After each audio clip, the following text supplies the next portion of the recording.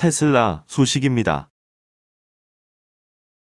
모델 Y 가격 1억 원 넘겼다. 19일 업계에 따르면 모델 3 스탠다는 5,479만 원에서 7,034만 원으로 가격이 올랐으며 롱레인지는 5,999만 원에서 8,470만 원, 퍼포먼스는 7,479만 원에서 9,418만 원으로 뛰었다. 모델 Y는 롱레인지 6,999만 원에서 9,665만 원으로 올랐고 퍼포먼스는 7,999만 원에서 1억 473만 원으로 상승했다. 트림별로 적게는 약 140만 원에서 많게는 약 277만 원까지 오른 셈이다. 가격 인상의 소비자 반응은 냉담하다. 테슬라 코리아는 올해 3월에만 두 차례 가격을 올렸다. 5월과 6월에도 순차적으로 값을 올린 상황에서 올해만 5번째 가격 인상을 단행했다. 전기차 동호회와 일부 누리꾼들 사이에서는 놀랍지도 않다며 수천만 원에 달하는 차값을 순식간에 올리는 상황을 두고 허탈하다고 의견을 나타내고 있다. 일부 외신은 테슬라의 가격 인상 배경을 두고 원자재 값 상승과 공급 부족 등을 꼽고 있지만 마진율을 높이기 위한 전략이라는 추측도 배제할 수 없다. 후속 신차가 없는 상황에서 라이벌 전기차 등장에 따른 점유율 감소와 경영 실적 하락이 배경이다. 일각에서는 지금의 상황을 만회를 하기 위해 대당 마진율을 높여 이익을 내기 위한 구조로 볼 수 있다고 내다보고 있다. 외신에서는 일론 머스크 테슬라 CEO 트위터를 인용해 인플레이션 현상이 완화될 경우 가격을 낮출 가능성도 있다고 언급했다. 하지만 현실적으로 쉬운 일은 아니라는 게 업계 반응이다. 업계 관계자는 자동차가 고가 소비재인 만큼 한 번 올린 가격은 쉽게 내려갈 수 없다며 기존 비싼 값에 차를 구입했던 소비자들의 반발과 연식별 감가상각 등 다양한 이해 변수가 작용해 큰 혼란을 불러일으킬 수 있다고 조언했다. 한편 카이지유 데이터 연구소가 발표한 올해 상반기 국내 테슬라 판매 대수는 6,700여 대 수준이다. 1만 대를 육박했던 지난해 같은 기간과 비교해 큰 폭으로 떨어졌다.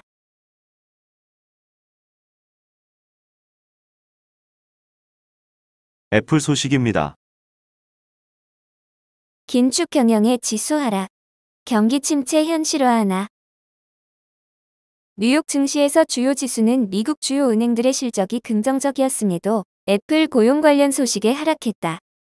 시가총액만 약 3천조 원이 넘는 기업인 애플마저 긴축 경영에 나선다는 소식에 경기 침체 가능성을 높이며 투자 심리를 위축시켰다. 18일 뉴욕 증권거래소에서 다우존스 30산업 평균 지수는 전장보다 215.65포인트 떨어진 31,072.61로 마감했다. 스탠더드 앤드 푸어스 500 지수는 전장보다 32.31포인트 하락한 3,830.85로 기술주 중심의 나스닥 지수는 전장보다 92.37포인트 밀린 11,360.05로 장을 마쳤다. 골드만삭스와 뱅크 오브 아메리카가 시장의 예상치를 웃도는 실적을 발표해 투자 심리에 긍정적으로 작용했으나 장 후반 애플 관련 보도가 나오면서 시장 분위기가 전환됐다. 블룸버그 통신은 애플이 잠재적인 경기 둔화에 대응하기 위해 일부 부서의 고용과 지출 확대 속도를 둔화시킬 계획이라고 보도했다. 다만 이 같은 긴축 경영은 일부 사업에만 적용될 것으로 보인다. 소식이 전해지자 애플 주가는 낙폭을 키웠다. 이날 뉴욕 증권거래소에서 애플 주식은 2.06% 급락한 147.07달러로 거래를 마감했다. 앞서 트위터, 넷플릭스 등이 인력을 감축한 데 이어 주요 기술 기업들이 채용을 줄인다는 소식이 전해지면서 경기 둔화가 현실화됐다는 전망에 무게가 실리고 있다. 이날 발표된 경제 지표도 시장의 악재로 작용했다. 전미주택건설업협회는 7월 주택시장 지수가 55를 기록해 전월 67에서 12포인트 하락했다고 발표했다. 수치는 2020년 5월 이후 2년 2개월 만에 최저 수준으로 월스트리트 저널 전문가 예상치도 큰 폭 밑돌았다. 시장 참가자들은 미국 중앙은행의 금리 인상 기대도 주목했다. 월스트리트 저널은 패드가 이달 예정된 회의에서 기준금리를 0.75%포인트 인상할 수 있다고 보도했다. 금리 선물 시장에서 트레이더들도 패드가 기준금리를 0.75%포인트 인상할 가능성을 70%로 1%포인트 인상 가능성은 30% 정도로 보고 있다. 이날 시카고 옵션 거래소 변동성 지수는 전장보다 1.07포인트 오른 25.30을 기록했다. 마이크로소프트 소식입니다. 새로운 아이디 접근 관리 솔루션 MS 엔트라 발표. 마이크로소프트가 아이디 접근 관리를 위한 새로운 보안 제품군으로 MS 엔트라를 발표했다. MS 엔트라는 애저 액티브 디렉토리 엔트라 권한 관리, 엔트라 검증 아이디 등 3개 솔루션으로 구성됐다. 모든 유형의 아이디를 검증하고 리소스에 대한 접근을 보호, 관리할 수 있다는 게 MS의 설명이다.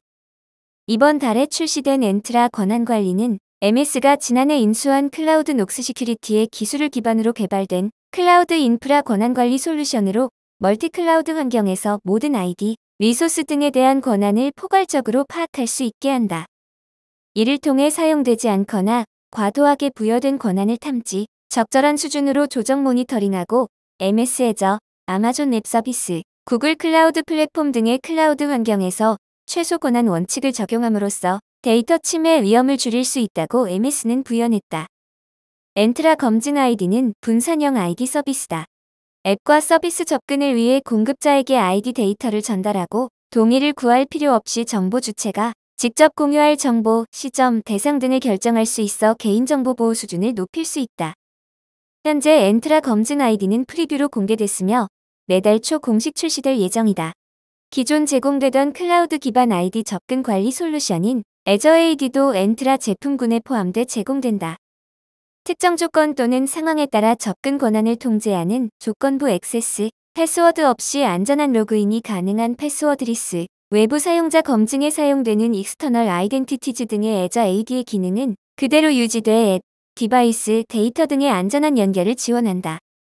바수 자칼 MS 보안부문기업 부사장은 MS 엔트라는 현대 보안 접근에 대한 비전을 잘 반영한 제품군이라며 접근을 제한하는 봉쇄 혁신을 가로막는 문이 아닌 새로운 가능성의 세계로 들어가는 통로가 되기를 기대한다고 전했다.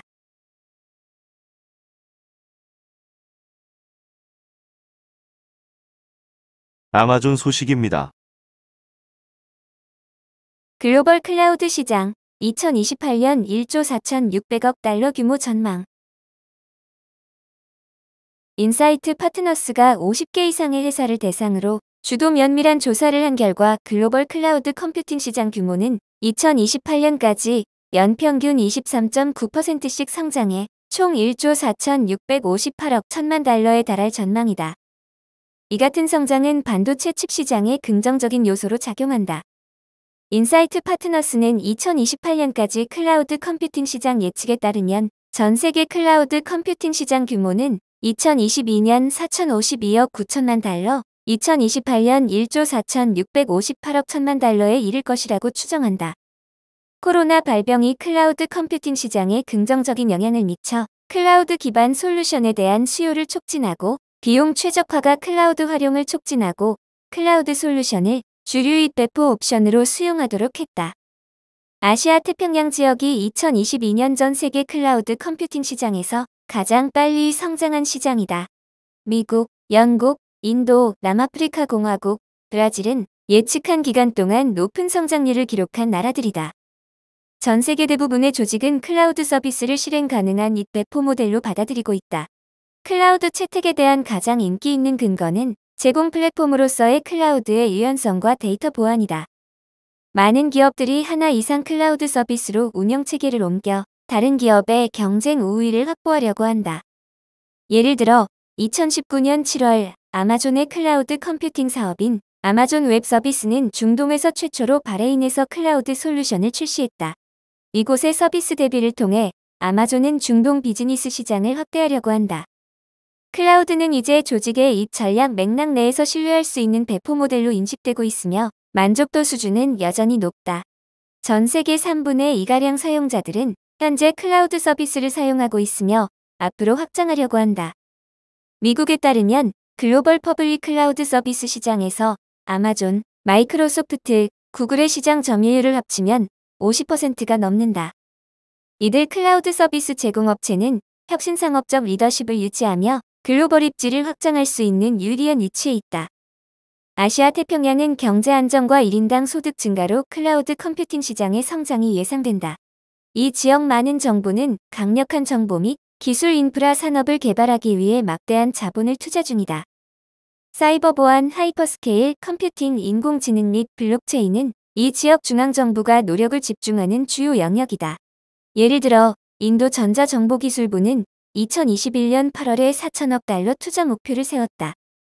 2021년 9월 인도 정부는 사이버 보안 역량을 강화하기 위해 범죄수사, 사이버법, 디지털 포렌식에 관한 온라인 역량 강화 프로그램을 위한 사이버랩을 구축할 계획을 발표했다. 인터넷 사용이 증가하면서 해커 공격도 증가하고 있는데 클라우드는 이를 저지하는 데 도움이 된다. 사이버 공격은 데이터를 오용하여 민감한 정보를 노출시켜 막대한 비즈니스 운영 손실을 초래할 수 있다. 예를 들어 전 세계가 코로나 전염병으로 휘청이고 있는 동안 2020년 4월 이란 해커가 세계보건기구 직원 개인 파일을 유출하려고 시도했다. 2020년 2월 중국 해커 2명이 미 법무부에 기소되었다. 따라서 사이버 공격의 잠재적 위험은 클라우드의 채택에 긍정적인 영향을 미친다.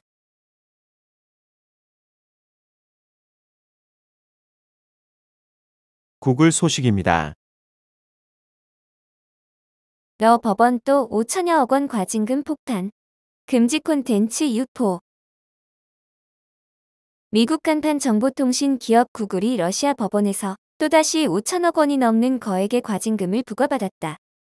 인테르팍스 통신 등에 따르면 모스크바 타간스키 구역 치안법원은 18일 구글이 금지 콘텐츠에 대한 접근을 통제해야 하는 규정을 반복해 어겨 행정법을 위반한 혐의가 인정된다면서 217억 7천만 루블의 과징금을 부과했다. 법원은 이 같은 과징금은 구글사 러시아 내 연매출의 10%에 해당하는 금액이라고 설명했다. 법원은 구글의 자회사인 유튜브가 러시아의 우크라이나 특별 군사작전에 대한 허위 정보, 극단주의적 시각 및 테러 조직 이데올로기, 폭발물 제조법 등을 의도적으로 유포했다고 지적했다. 러시아 법원은 지난해 12월에도 구글이 러시아 당국의 불법 콘텐츠 삭제 지시를 반복적으로 이행하지 않아 행정법을 위반했다는 이유로 구글에 과징금 72억 루블을 부과했다. 과징금 지급이 지연되자 러시아 연방법원 집행국은 지난 5월 구글 러시아 법인 은행 계좌 자금과 법인 자산에 대한 압류를 통해 72억 루블의 과징금과 5억 500만 루블의 집행료를 포함한 77억 루블을 강제 징수한 바 있다. 구글은 지난해 초부터 러시아 통신 감독 당국 통신정보기술 매스컴 감독청으로부터 16차례나 금지 콘텐츠 삭제 지시를 받았으나 이를 제대로 이행하지 않은 혐의를 받았다.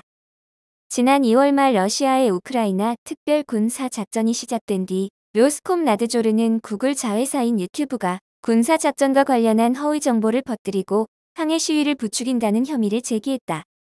구글은 지난달 중순 구글 러시아 은행 계좌 압류로 러시아 사무소가 직원 유지와 임금 지급, 공급업자 및 하청업자들에 대한 결제와 같은 금전적 의무 이행이 불가능해지는 등 정상적 기업 활동을 할 수 없게 됐다면서 현지 법원에 파산 신청서를 제출한 것으로 알려졌다.